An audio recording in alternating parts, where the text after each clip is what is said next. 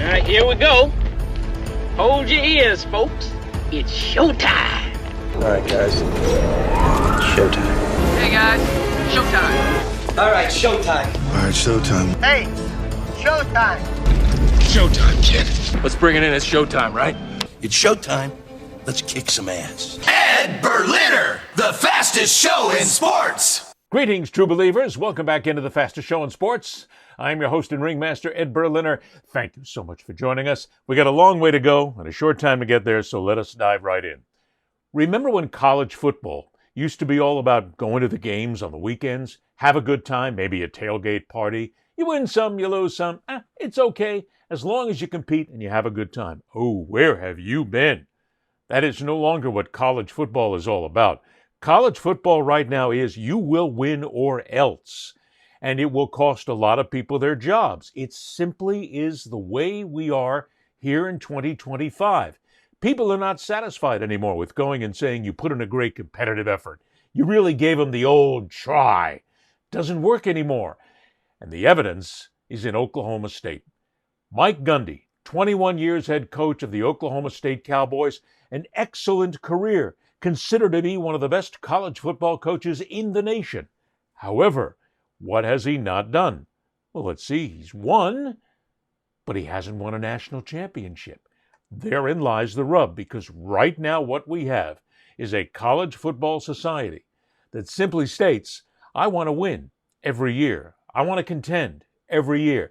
And if we can't, you're out. Mike Gundy lost his job after 21 years because he quite simply couldn't change with the times. It is basically a slow death that a lot of coaches are now being pushed into because they have to win or else. Here's Brandon Marcello from 24/7 Sports, who actually was there at what was the final game for Mike Gundy and noticed what a lot of people had been seeing. Yeah, I was there Friday night in Stillwater during the loss, and it was clear then that it was over. There's just been a very discombobulated mess with the administration there. It was a matter of time before they all got on the same page and made this decision to move on. This has just been something that's been a long time coming since last season. They've lost 11 straight FBS games, and you've got a head coach in Mike Gundy who has refused to change his ways in a lot of ways. And as a result, he's had to kind of quickly try to catch up the last 2 years through the transfer portal. They had over 60 new players on the roster this season, including 40 plus from the transfer portal.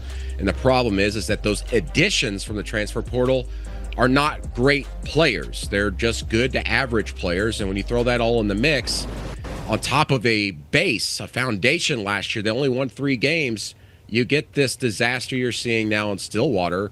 And it was very clear there that night that we were watching the end of the Mike Gundy era.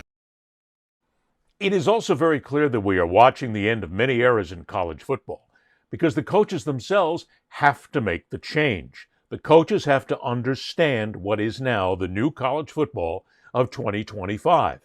You can't just contend. You cannot just be in there and play a good game. Doesn't work anymore because there's too much at stake. There's too much money at stake. And even though things are a little bit discombobulated, which was a great word that Marcello used at Oklahoma State, it still comes down to the fact that you've got to learn how to change. Here is Shehan Jayaraj from CBS Sports, and he too makes the cogent point about what college football has become. It was really striking, honestly, just I guess how behind he was. He acknowledged we have 65 new players, 30 of them won't even arrive until the summer. And so this was just a roster that not even the staff on campus necessarily knew what to do with. When you fall so far behind, especially in this era of NIL and the transfer portal, it's never been harder to dig your way out. And through the first couple games of the year, it's been miserable. There's kind of an old adage that whenever you don't expect a Mike Gundy team to be good, that's when they strike. Well, they've never come off of a 3-9 season before under Mike Gundy. They've never had to flip this much of their roster. And I know that both of us have talked to people who have said, we were a little surprised about the quality of players that they were going after in the transfer portal. They weren't going after guys who normally would have been starting at the power conference level. So ultimately, they've just dug themselves too big a hole. And when you have the kind of losses that you've had through the first couple of weeks, a 69-3 loss loss to Oregon, and then a loss, of course, to Tulsa just this past week for the first time at home since 1951. It's just hard to keep this thing going. There is a lot to unpack there, but it all is very relevant when it comes down to what college football is today. Oklahoma State simply couldn't get the good players. Players don't want to come anymore to a program where they know they're not going to have a chance to win a national championship. It's simply that easy because the players themselves know the opportunity is there to make a lot of money, and the opportunity is there to get to play for a National Football League team. Let's take that. If a player wants to get noticed in college football, he's got to go to a school that wins or at least contends, because that's where the scouts are watching, that's where the network television cameras are pointed. Those are the games, those are the programs that make them popular, that make them big time, that get them noticed on the college football stage. A place like Oklahoma State, look, nothing against them. Nobody there ever stole a freight train, but quite frankly, why would anybody want to go to Oklahoma State? Okay, fine, yeah, great education. Sorry, educations don't work anymore in college football. There was no reason, even in the transfer portal, for many of these players to go to Oklahoma State. If you go there, maybe you're coming from a very, very low-rated program, and you got a chance to come play at Oklahoma State. Your competition is going to be very good. There's a chance you may get onto national television, and because you're being coached by a guy like Mike Gundy, there's a chance, a slim chance, that you're going to get noticed. But still, you're going to have to leave. Oklahoma State has now become what is the way station, if you will, in college football.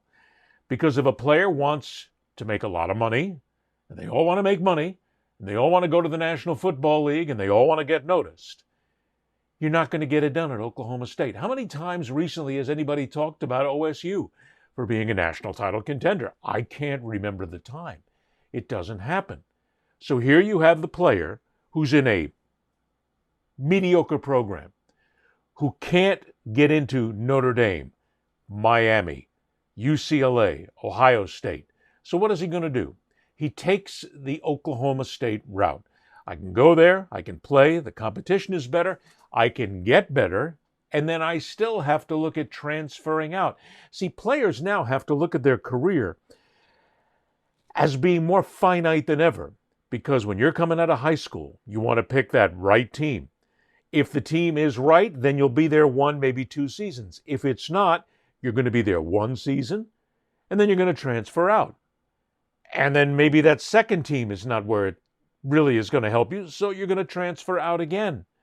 And then maybe you're going to have to go to a 4th program. You've only got so many years to do this. The players are just as selective anymore as coaches used to be when it comes down to jobs. They want to win. Oklahoma State was not going to win. They were not going to win a national championship. They weren't even going to contend. Mike Gundy is the representative of the coach that needs to understand, if you do not learn quickly how to use the transfer portal, if you don't learn how to use your recruits, if you don't learn how to get the right players, if you don't learn how to create that roster, you're going to lose. And you're going to lose big, because you're not going to get the better players. They're still going to go to the other schools. Mike Gundy didn't understand it. Dabo Swinney is another one who hasn't understood it yet, and we'll get to Dabo in a moment. But these are coaches that have to stop living in the past.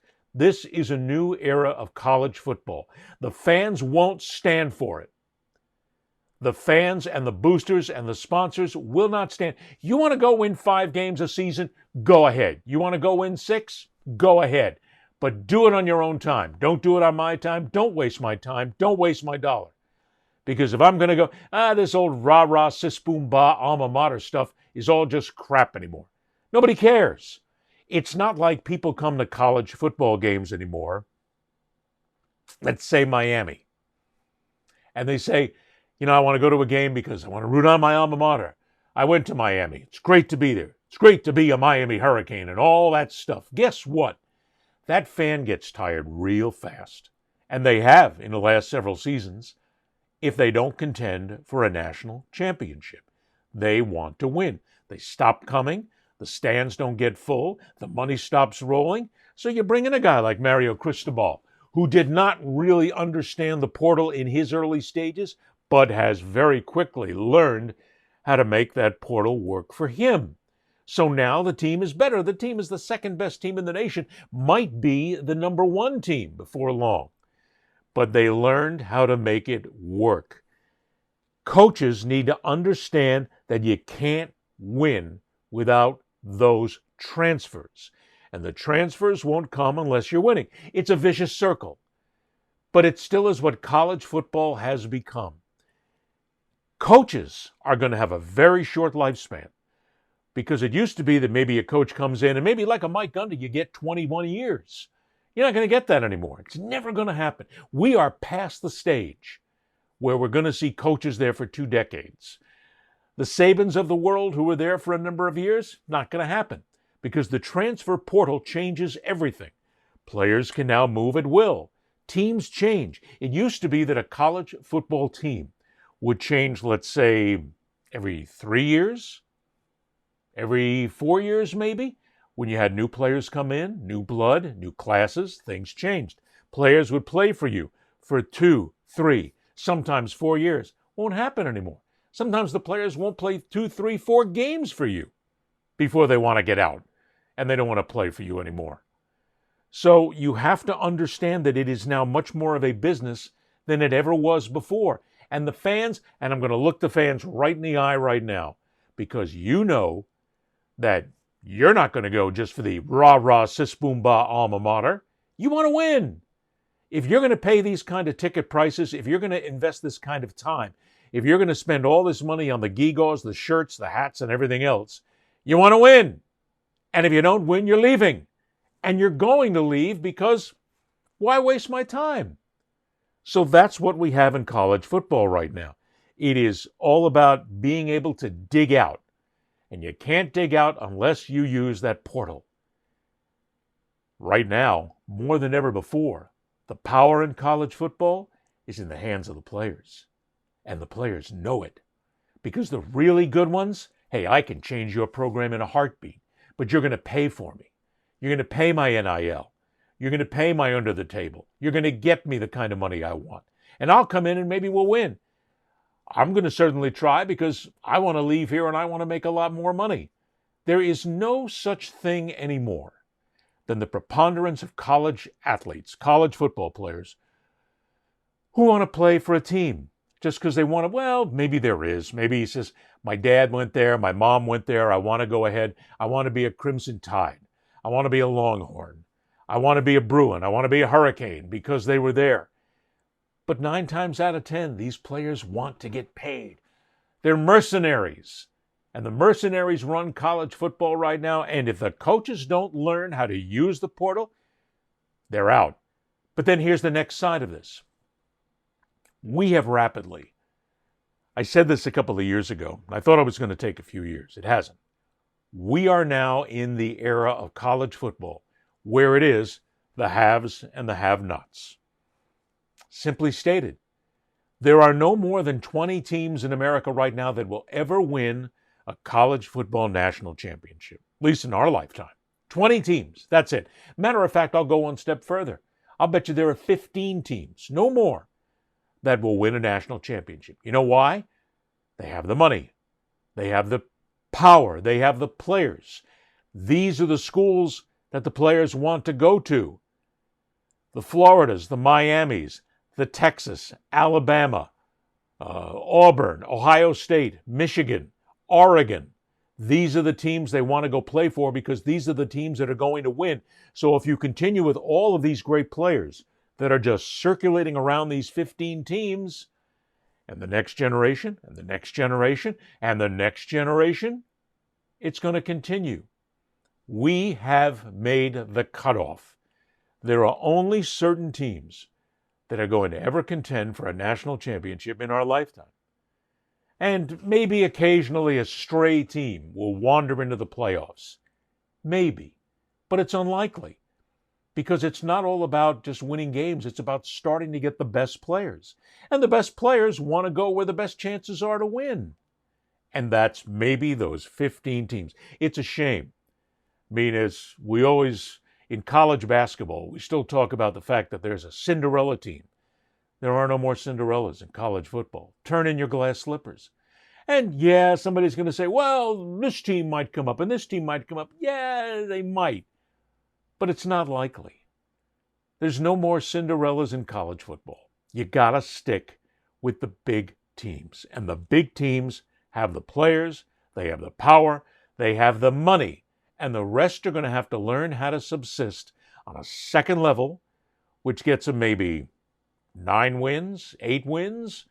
Maybe they'll have to be content with 7 wins. But the question is, will you, the fan, be content if your team for 5 years wins 8 and 9 games and doesn't contend for a championship, a conference championship, a national championship? No, you won't. You'll stay away. I guarantee it. Because you want to win. You want to feel good about yourselves. And right now, if you can't win, I'm out the door. Moving on. More on the coaches issue. And this one comes down to not only Dabo Swinney, but I have gotten sick and tired of Paul Finebaum. The man's a fraud. Total fraud. I mean, he's built up a great reputation thanks to college athletics and college football specifically. But now he is becoming someone who actively seeks to destroy careers. And he's doing it for clickbait. He's doing it for ESPN. He's doing it for ratings. Case in point, Dabo Swinney. Dabo Swinney's having a tough time at Clemson. Finebaum has gone after him several times. But now it's come down to the point that, well, cut the cord. It's time for him to be fired. I think it's over at Clemson. Let's quit trying to sugarcoat it, Matt. Sometimes it's very difficult to get it back. When you've lost it, he lost it, he got it back. Now he's lost it again, and he's lost it badly, and it's time for him to go. Well, listen, I wasn't suggesting he get fired. I was suggesting he either do one of two things.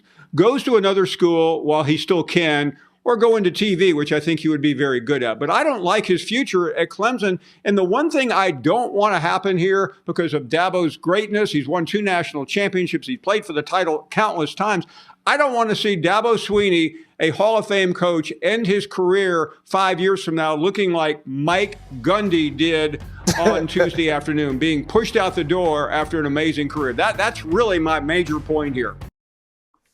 Oh, come on, Paul. You bury the guy and then all of a sudden now, I'm so sorry. I really didn't mean to go after Dabo Swinney. I want him to be a good guy going out. I want him to get his accolades. What bullshit. I mean, seriously. Finebaum goes after the guy and then comes back after he hears all the criticism, and he decides to go ahead and back up. This is nothing more than a wheezy little wanker.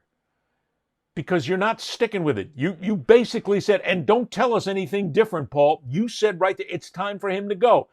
You didn't say it's time for him to retire. You didn't say it's time for him to go do television. You said it's time for him to go. Then you backed up when you had a chance. That first time you were out there, you meant exactly what you said, that it's time for him to be fired. The man has created a legacy at Clemson, but you're the one, the judge, jury, and executioner, and that's the problem that we have right now in a lot of sports and a lot of sports talk. You got a guy like Finebaum who's going to rant, rave, and holler on a guy until he gets fired. And it will happen. But come on, Finebaum. You didn't mean for him to go in there and actually go out gracefully. You want him fired. Because then you want to come back and say, see, I told you so. I told you he was going to get fired. I told you that he wasn't any good. I told you that Clemson needed a new coach. Clemson needs a new approach, if you will. They do need Dabo Swinney to change the way he coaches. It's obvious.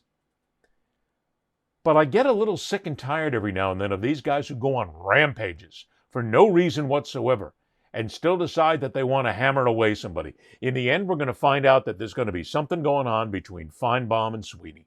Somewhere down the road, there's going to be something that will be made public about what happened between the two, or maybe just Finebaum is just a guy who says, look, I got a chance to really grab onto some excellent clickbait here, and guess what? I'm getting guys around the country who are mentioning me. My show is getting great ratings on ESPN. I got guys like Berliner on the fastest show in sports who's actually featuring me and using me, and he's promoting me. Well, I'm not promoting you, Paul. I'm saying that people need to stay away from you because you're just not that knowledgeable. You think you are, but you're really not. You just throw out whatever comes to mind as the single biggest clickbait of the moment, and you're off and rolling.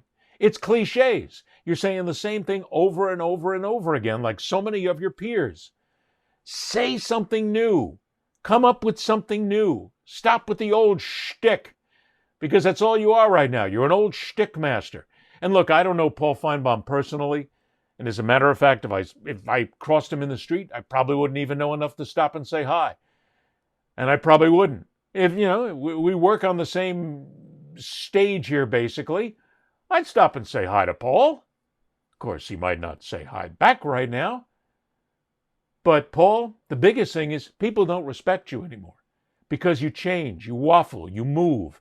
One day he's out, one day he's in. One day I want him fired. Next day, I want him to retire. Well, I want him to become a commentator. Matter of fact, have him come here on ESPN and join us, and he can make money, and we can all do clickbait. But enough with the nonsense. Enough with the bullshit already. Say what you mean, walk away, and let's be done with it. But stop going after a guy like Sweeney, who's done a lot more in his career than you've done in yours. Moving on. Major League Baseball is getting ready to go high-tech, and it's about time, actually. It was announced this week that we are finally going to have an ABS system in Major League Baseball. Look out! The robots are coming! The robots are coming! Baseball's going to change. Higgledy-piggledy, the sky is falling. Baseball will never be the same again. What are we going to do? You're going to live with it because this is what happens with progress. Strike three in a pitch that was not a strike. For as long as America's pastime has been played, And he's out of the ball game. the umpires behind home plate and their sometimes subjective strike zones have angered players and managers alike, to the point that arguing balls and strikes has become as much a part of the game as hot dogs and home runs. Never even comes near the plate. But in an effort to reduce the constant controversy, on Tuesday, the Major League Baseball Joint Competition Committee announced it was instituting an automated ball strike challenge system, or ABS. Starting next season, if a batter, pitcher, or catcher disagrees with a call, they can immediately tap their hat or helmet, triggering a review. If any part of the ball touches the digitally generated zone shown in stadium, it's counted as a strike. The league says the whole challenge process should take around 15 seconds. This system right here, players have always wanted to challenge if that was a ball or strike. And the consistency of this has been great. ABS challenge ends it. ABS has already been in place at the minor league level. Ball down! Oh, what do you think? Yeah. And was featured in this year's All-Star game. MLB Network analyst and former major leaguer Harold Reynolds says ABS should also help with fan engagement. Well, I understand having kids, they grew up in this generation where you're used to technology, and if you don't have it, you're falling behind. My goodness, we're going to use technology. We're going to use computers in Major League Baseball to call balls and strikes. It's the end of the world. The sky is falling. It's the end of baseball as we know it. Stop. It's 2025. Baseball is an old school sport. Guess what? Baseball has got to evolve. Baseball has been evolving. Now, I'm not going to say I'm thrilled with everything. Some of the rules changes and some of the idiosyncrasies and some of these gimmicks that they now have in baseball, I'm not a big fan of. Starting at second base, not being able to go to base, whatever. But there's a part of me that wants old-time baseball, because that's what I grew up in. But there's a part of me that understands the game has to evolve, and this is necessary. The multi-millions, billions of dollars that are every single day that are on the line in Major League Baseball, the careers that are only so long, that are actually very short in Major League Baseball, the chance to win, the chance to again be a champion. You've got to give it every possibility that you can. This is for the purists in baseball. Let it go. It's a good thing. Yeah, it's going to take a couple of stops here and there. If it takes 15 seconds, who cares? But it's about time we had this. Now, the umpires are not going to be happy with it because now they can be overruled. Guess what? This means the umpires are going to have to be better at their job. Think about it that way. Instead of an umpire saying you're going to show me up by using this computer system, now I've got to get better. And if I miss a call, make me better. That's okay. I become a better umpire, a better official because of it. And maybe they'll start missing fewer calls. They'll start getting them right. And that will change the game for the better. So when we go back and forth on all this, we have to understand that the game has to change. It has to evolve. It has to stand with the times. And yeah, guess what? This is 2025. The kids who are now going to baseball games, they were born in like 2010. I mean, they're the computer generation age. They know this. They've got their phones in their hands. They're doing it all. And not only that, but you know that baseball is doing part and parcel of this to go ahead and be nicely happy with the gamblers who are saying a lot of this costs them money. But we'll get to that another day. But let's go back to the next generation. These kids were born, they're 15 years old right now. They're going to games, even younger than that. They were born with a phone, a computer in their hand, and they can see it like everybody else. And if you want to blame somebody, blame the fact that the television networks right now are using technology because they take those pitches and they knock them down to the millimeter. And you can see the strike zone, and you can see when it's missed. That has forced baseball to say, well, we want to get better and we don't want to miss as many calls. It's a good thing. I think it's great. I'm all for it. I'm all for changes in the game. Not that I've been to a game recently. I haven't because, unfortunately, the major league franchise in my area is not a real major league franchise, and I won't give them a nickel. That, again, is another story for another day. But I still love the game. In essence, what the game is, the plays, the players, the defensive plays, the home runs, the strategy that goes into it. I love the fact that we now have a pitch clock. It's great. Get the ball, pitch. Get to it. Don't waste any more time. I think it's a great idea. So purists, stop whining. This is good. The game will get better, and the game will change again. And there will be other things that will modernize the game that you won't be entirely thrilled with, but it's good for baseball. Baseball's got to compete. Baseball has lost big time to the National Football League. Baseball has lost big time to college football.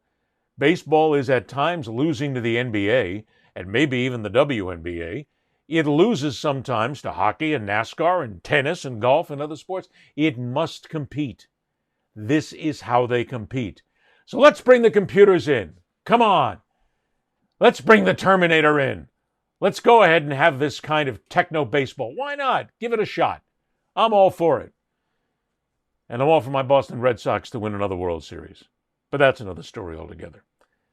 Staying in Major League Baseball for a moment, there is also a lot of discussion about teams that could be moving and where new teams will go.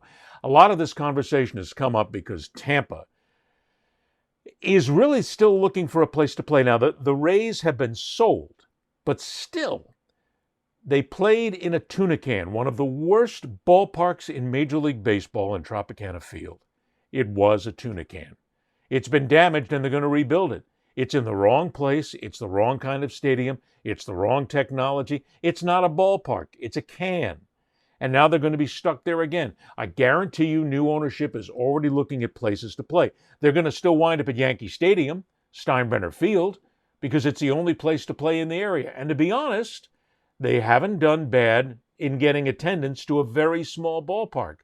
But still, Tampa Bay has, except when Tampa Bay is winning, like anything else.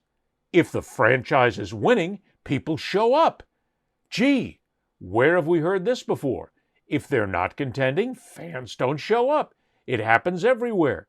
And there's going to be some changes in Major League Baseball. So I thought we'd look at this into where the teams are and where they're going. First up, let's look at the teams that are on the move. The teams that really need to consider that it's time to move on and it's time to go somewhere else. First up, the Miami Marlins. Now, let's temper this. It's not going to happen.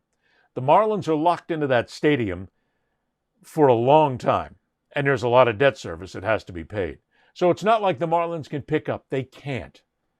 They're going to be there for a while, but they should. I mean, this is a franchise that gets, 5,000 people a game who barely show up? The only time people show up to watch baseball in Miami is when the opposing teams are in town, like the Yankees, like the Mets, like the San Francisco Giants, maybe the St. Louis Cardinals, the Boston Red Sox. They don't show up to watch the home team because the home team sucks.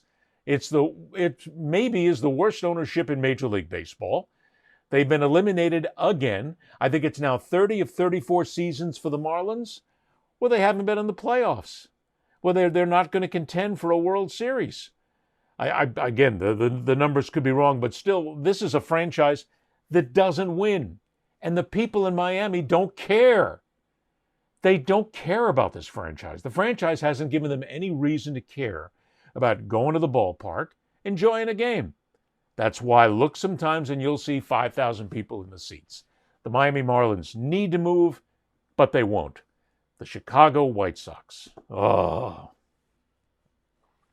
I'm going to catch a lot of heat for this because people will say you can't move the White Sox. They're a legacy team. You can move the White Sox. Comiskey Park is a dog. I don't even know if they don't even call it Comiskey Park anymore. See, I'm showing my age. I mean, where they play right now is in a rotten area of town. It's a terrible place to go. The White Sox may pop up and contend every now and then, but not on a regular basis. Chicago is a Cubs town. Let's face it, it is not a White Sox town. When you think baseball in Chicago, the first thing that comes to mind is Cubbies, Wrigley Field, Harry Kalas, Wrigleyville. You don't think of White Soxville. Nobody wants to go there. Have you been to that stadium lately? Have you been to a ball game there? Have you taken your life in your own hands? Chicago has basically gotten to the point where they don't need two major league teams anymore. They got the Cubs. And yeah, the White Sox fans are going to be unhappy. But if there's a team that needs to relocate, that needs to move, I say the Chicago White Sox. Simply because, yeah, it's going to upset some people, but generations change. I don't see a lot of young kids growing up being White Sox fans in Chicago. They're growing up as Cubs fans right now. It's a shame. I'm sorry to see them go, but they need to move. The Tampa Bay Rays, I mentioned. The Rays are likely also, they're not long for Tampa. If they can get a stadium, yes. But this whole stadium issue has been going back and forth now for decades. People don't show up unless it's a winner in Tampa Bay. But they also don't show up because they got a crappy ballpark. Now, if you had a ballpark, if you had a place like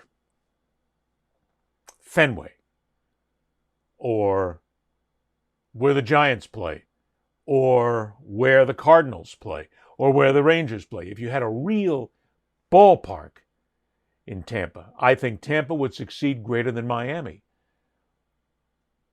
But we come down to stadiums again. I'm totally against city money, county money, government money to pay for a stadium. It's got to come from the owners. Owners don't want to spend that kind of money. So I think the Rays may be that next team on the move, which leads us then to the new places the teams are going to wind up. Because if you're going to put teams in new places, you got to have the right cities. These are the right cities. Nashville, Tennessee is the right city. A couple of reasons. One is I have a great acquaintance who's in charge of the effort, Dave Dombrowski, who is the guy who was there when the Florida Marlins were born, a real stand-up guy, an honorable man, a real baseball guy. And he's the one helping to lead that effort in Nashville to bring a team there. Second, they have the population to do it. They have the fan base there. They got a great city. They got a great region to draw from. So if you're going to put a team anywhere, the first team you have to put is Nashville. Don't worry, I'll get to another one here because people are going to tell me that there's another city sitting out there. Portland, Oregon is another city. I think if you're going to do East and West, you do Nashville and you do Portland. Portland's an excellent market. They've got excellent facilities. They will have excellent facilities. And I mean, I think that that's a place that still is untapped. I worry a little bit that Portland has staying power, but I'm going to say that I think they might be a good chance. Sacramento is another one here because you got the San Francisco Giants there. The Oakland A's are gone. I don't know if San Francisco that region needs another baseball team. I think the Giants have it locked. The Giants put in a great effort. The Giants ballpark is beautiful. They contend. You'd have to put an American League team in there. And frankly, you lost that chance with the A's. So Sacramento comes with a big question mark. And the final question mark is Montreal. These are the people who are going to say, Ed, Montreal deserves a team. Montreal has legacy of baseball. Montreal has history. Yes, they do. They got no place to play. There's not a great move to go to Montreal. It's just not. You'd probably wind up, if you wanted to go to Canada, more backing to go to Vancouver than any place else, simply to keep an Eastern team and a Western team. So, out of all these cities, Nashville has got to be first. Argue if you will, but it's the best place to put a Major League Baseball team right now. Which team goes there?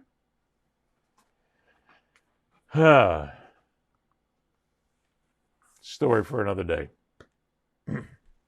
All right. Moving on. NASCAR. We don't talk a lot of NASCAR here, and quite frankly, a lot of sports talk shows don't talk NASCAR because they don't understand it. Motorsports really flies over the head of a lot of people, and they don't get it. I have been bred in motorsports my entire life. I was a drag racer. I raced cars. I was involved in it. I was involved in the actual play-by-play for teams, so I've been around NASCAR for a while. NASCAR is considering going away from the playoff system and going back to the old system, which is you run all the races all year long. You run those 36 races, and you just keep getting points. Now, in the playoffs, you get those 26 teams or 26 races, and then you go to a playoff. You narrow it down. You make it exciting. It comes down to 12, to 10, to 8, to 4, because people have to win in order to get there. Kevin Harvick is a very respected driver on the NASCAR circuit, but I want to tell you something, Kevin. Will you please stop confusing people? It's bad enough that we are where we are right now, having to decide if it's going to go full season or the playoffs and all these ridiculous points. But stop making it more difficult, will you please? I think, what if we took the regular season champ and he got an automatic bid into the Final Four? We reward the regular season points champion with a spot. Because of their body of work the whole time. He's in the championship 4. Well, guess what? Second place, you're going to go to the championship 8. You're going to round 8. And your third place guy, he's going to go to the championship 12. Fourth, you're going to be in the 16. Because then it at least gives you something in the regular season to not only race for first, but we're racing for first, second, third, and fourth. You got the championship points and an automatic berth into each round of the playoffs.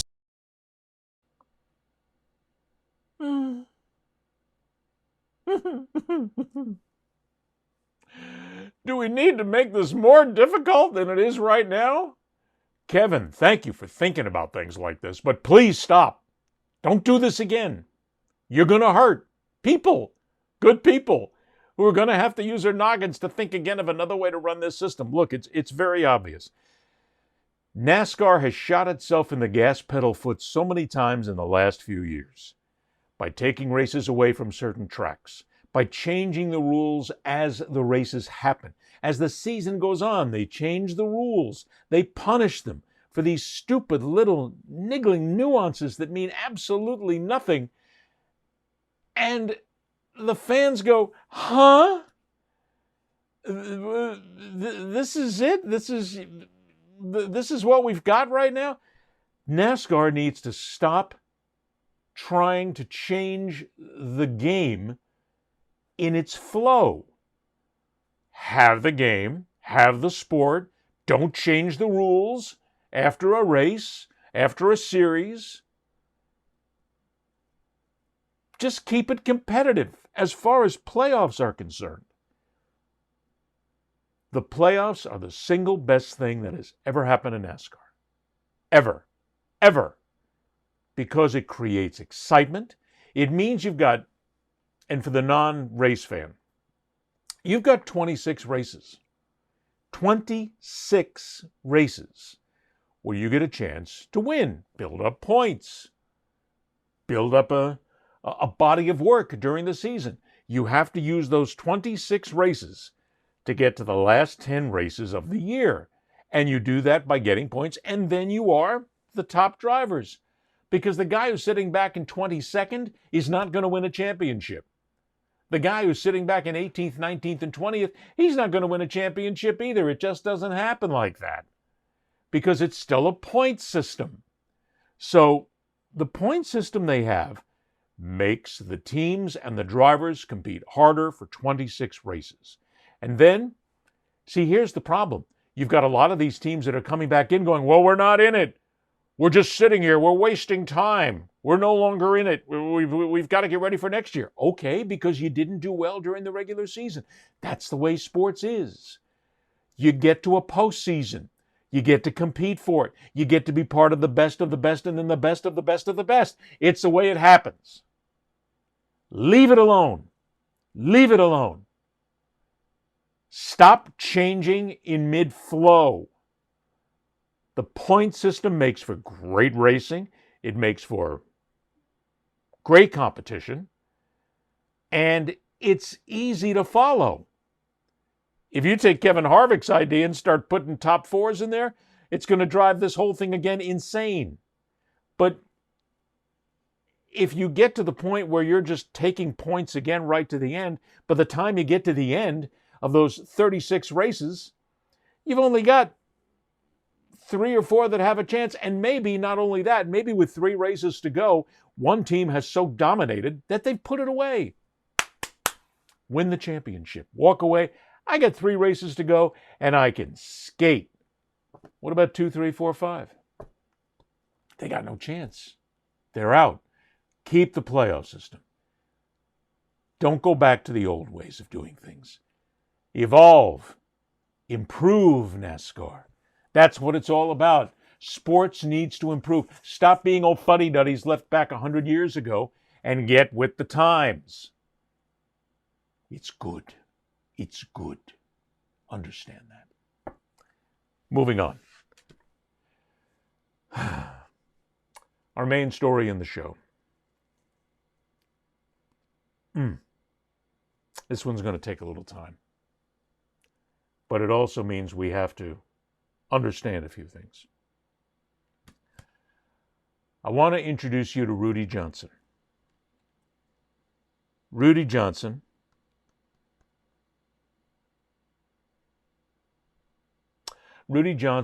was a running back in the National Football League. He had 3 1,000-yard seasons. Pretty good. And he was in the Pro Bowl. Rudy Johnson was recently inducted into his high school Hall of Fame. And Rudy Johnson sent this message to his school and to the students watching.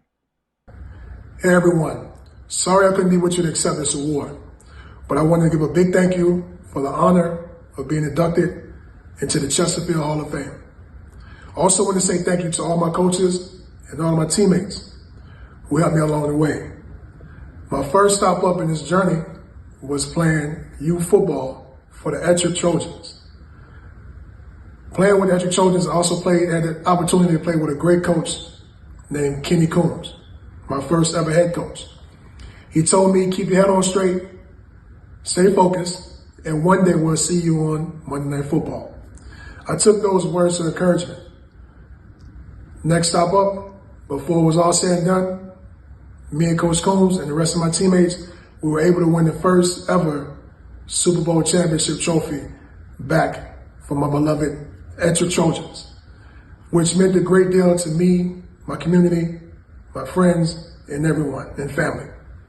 From then on, the next stop up was Thomasville High School, where I also had the honor and the privilege to play under Coach Vic Williams, who taught me a lot about hard work, discipline, dedication. At Thomasville, I got the chance to grow under a lot of other great coaches. One I want to give a very, very special shout out, Coach Henry Jefferson. Was a great coach on the field, great mentor off the field.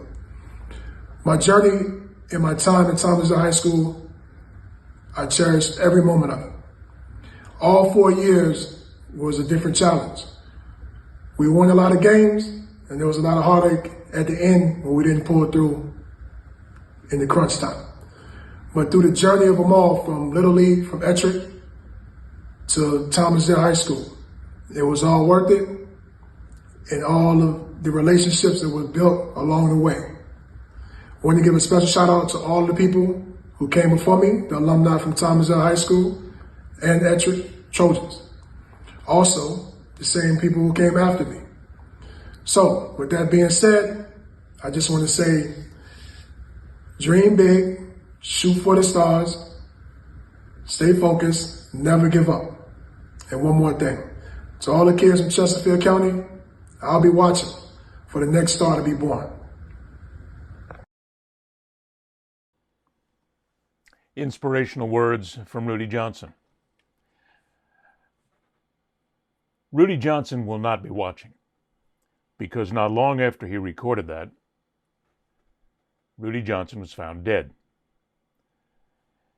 Police say that there was no foul play, and it is likely a suicide. At 45 years of age, he killed himself. And there's a lot of consideration after watching and talking to his family that he very likely suffered from CTE, the brain damage that results from concussions and blows to the head that has been a point of contention in football, especially in the National Football League now for many years. Those signs of CTE, some people would like to discount and say it's not a big deal. It's not as bad as people think it is. But it remains a silent killer, which is, as we speak, working its way not only through the NFL, but through younger generations of football players. I want to take you back to 2017 and a story about CTE that included a former football player by the name of Ted Johnson. No relation. Listen closely. You know, I got all of my concussions doing normal football techniques, movements I was taught. Former Patriot linebacker Ted Johnson still works out, but fears his decade-long NFL career is slowly destroying his brain. You try not to think about it. A lot of people ask me, did you see that movie Concussion? It's like, no, I don't need to see it. I kind of know what it's all about. Indeed, a study published today confirms what many have long suspected, a link between the battering sustained by a football player's head and chronic traumatic encephalopathy, or CTE, an abnormal protein that damages and eventually destroys brain tissue, causing depression, memory loss, and dementia. Oh, I think they're scary numbers. I think they're very frightening numbers. Dr. Ann McKee of the BU Med School studied the donated brains of more than 200 football players and found CTE in all but one NFL veteran, all but 5 college players, and even in 21% of those who only played in high school. What it says to us is we need to address these youth sports. Understand how many impacts is too many. Should they consider starting to play at a later, more mature age? We think they should. I think it's going to be a game changer. I really do. The NFL, though, may be harder to convince, even though it has already reached a $1 billion settlement with a bunch of former players and has pledged $100 million more for research. But it's inherently a dangerous game. Which is why Dr. McKee wants to focus on youngsters. So if we can identify it early in those young players that just have the very minimal changes, we would have a real shot at curing the disease. Ted Johnson said it best. It is inherently a dangerous game. So are others. There's a lot of CTE that comes out of soccer and the striking of heads. Hockey, they're now concerned about it, and many other sports as well. The terrible thing about that story is, again, that was done in 2017. Ted Johnson is today, as we speak, fearful that he is indeed in the stages of CTE. The only way to discern if someone is suffering from CTE is when they're dead, when you get a look at their brain. But if you research it right now, you'll find that Ted Johnson is suffering a lot of the different issues that come along with CTE, and he is likely going to get worse. And he understands that. He understood the dangers, but he also understands that what was a sport that he played because he loved it, he enjoyed it, he wanted to be a football player, it now very likely is killing him, as it is killing others. We move forward to 6 years later after that report and focusing on the younger players. Drew Mulligan played hockey throughout high school and college and took a lot of hits. By the time he turned 22, his family had noticed changes. His impulse control was basically non-existent. So Mulligan's sister says after he died by suicide, her family decided to donate his brain to Boston University, where researchers confirmed he did indeed have chronic traumatic encephalopathy, or CTE. It's very painful to kind of come to grips with how much he most likely suffered. In a newly published study, BU researchers say they looked at the brains of 152 donors who died of unrelated causes. All were under the age of 30, all had played contact sports like hockey, football, and soccer, and all had CTE symptoms. When their brains were examined, about 41% were confirmed to have had the brain lesions characteristic of CTE. What's important about this to me is it can occur quite early. For example, the study's lead author says they found CTE in a 28-year-old woman who'd played soccer in college. The study did not compare young athletes to non-athletes, so there's no way to know how much sports contributes to CTE.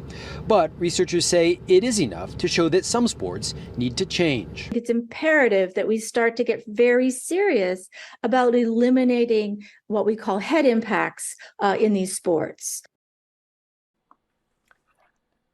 We started this out by talking about Rudy Johnson, who at the age of 45 most likely committed suicide and was suffering the results, the symptoms, if you will, of CTE. In that study they did just 2 years ago, 152 were studied. All of them had symptoms of CTE. When they died, 41% had the disease. That's almost half.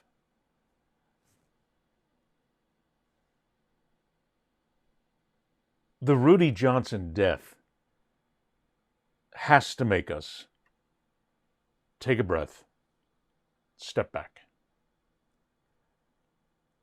We certainly have seen the preponderance of concussions in the National Football League again.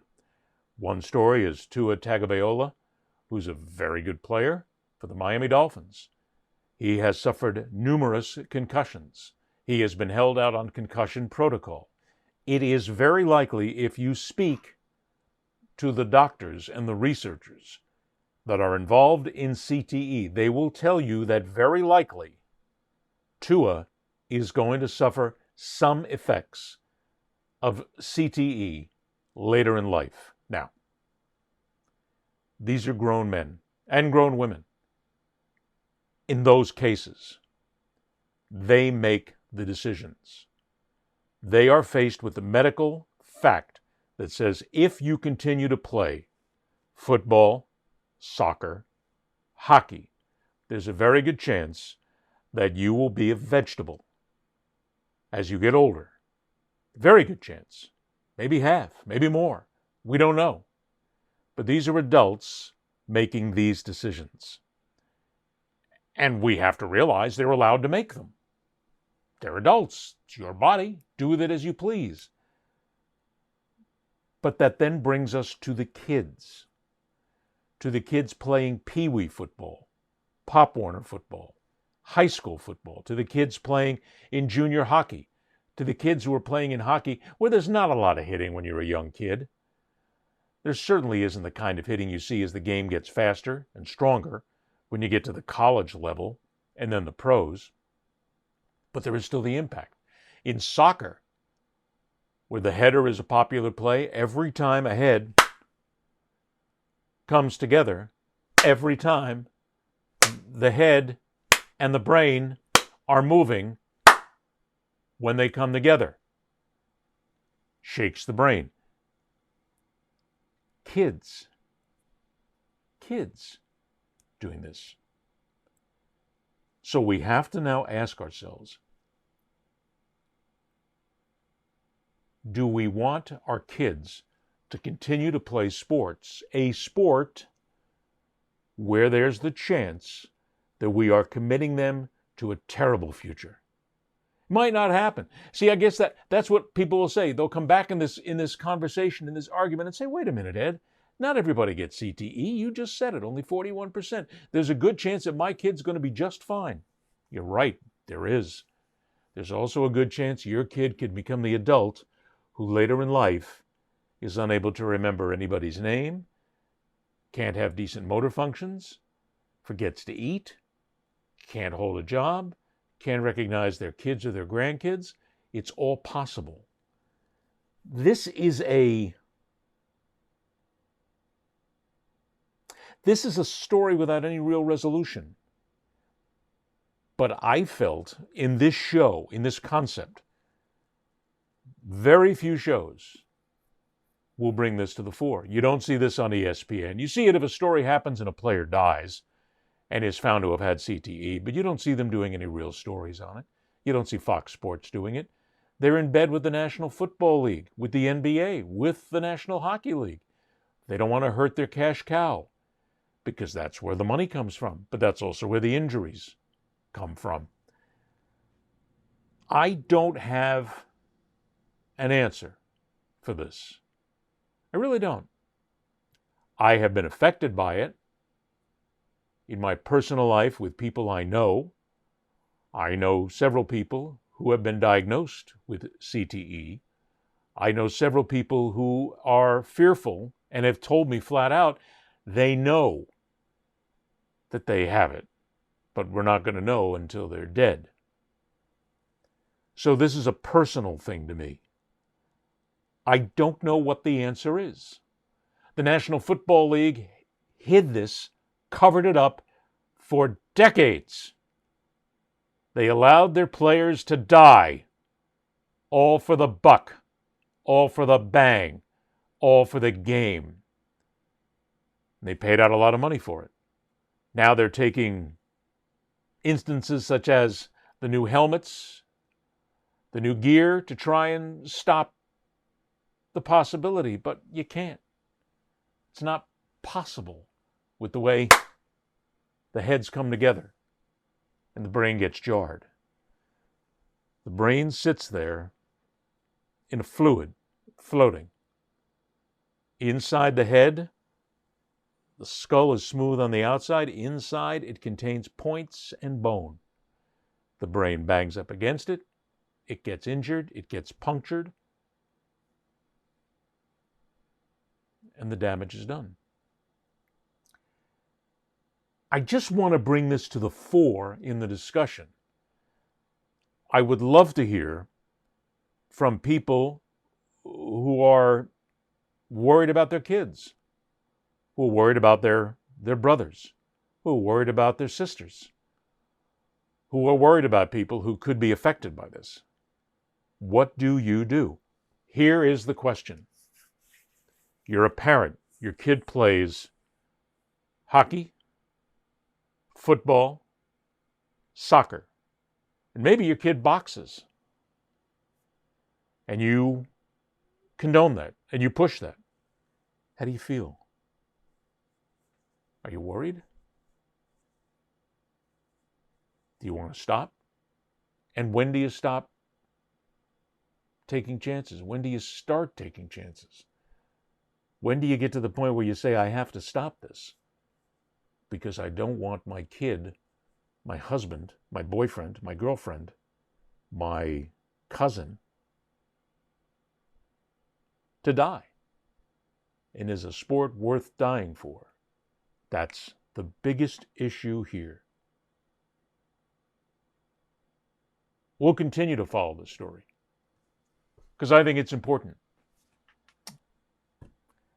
Along the social media line, we may get 3 views of the video.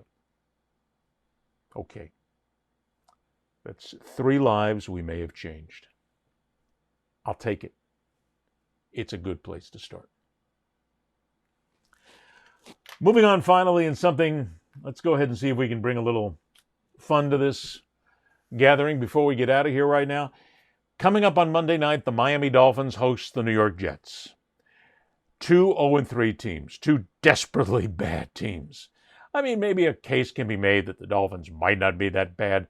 Maybe the Jets aren't that bad. But these are 2 teams that, quite frankly, right now are terrible. It would be so perfect if it ended in a scoreless tie or if they ended in a tie of any kind. But somebody's going to come out of here with a victory. Some team is going to be 1-3. One of them is going to be 0-4. And if it's the Dolphins, well, you got to fire everybody then. But beyond the pale, I decided to make a pick on this game this week, not based on anything but the fans. Because let's face it, the fans are the ones who make the game. And the Jets fans might be, as they even claim, the most bedraggled fans in the National Football League who maybe deserve a little sympathy. How painful is it to be a Jets fan? Let me tell you this. As a New York Jets fan, we are the most passionate fan base in all professional sports. No fan base has got it worse than us. We saw the Heidi Bowl. We saw a resignation letter on a napkin. We saw the coach height years. We saw Chad Pennington get injured out. We saw Brett Favre flame out. We saw the butt fumble. We saw Adam effing Gacy. We saw 4 plays and a blown Achilles. You think you can hurt us? You think you can hurt us? We ain't going nowhere.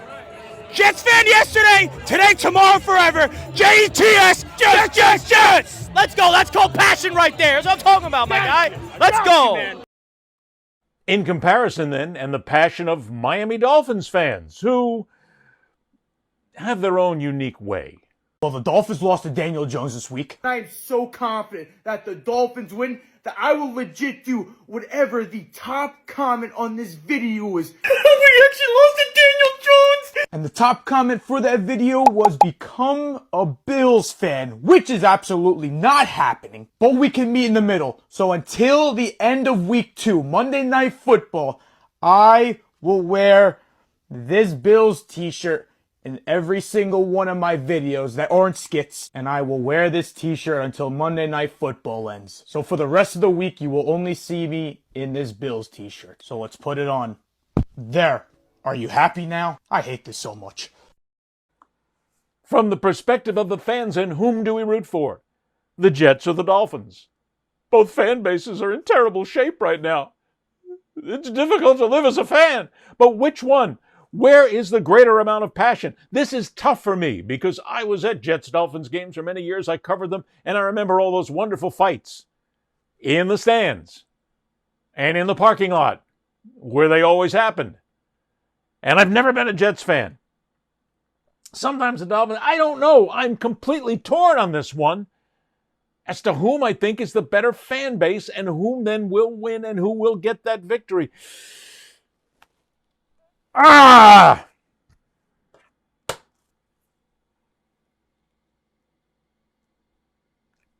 Dolphins. I'll pick the Dolphins, but America, we need to feel sorry for these fans.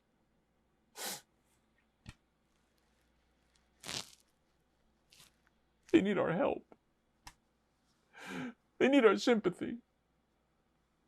Oh, woe are these fans. Let's feel sorry for them, please. Don't forget you want to join us on the YouTube channel at The Fastest Show in Sports. Wherever you want to join us on the podcast channels, go to all the platforms, search out The Fastest Show in Sports. You'll find us there. Please subscribe. Please pass us on to your friends, because we're here to have some fun. We're here to also make some noise. And we're here for the fans. I'm Ed Berliner. Until next time, rock on, true believers. See ya! That's all, folks.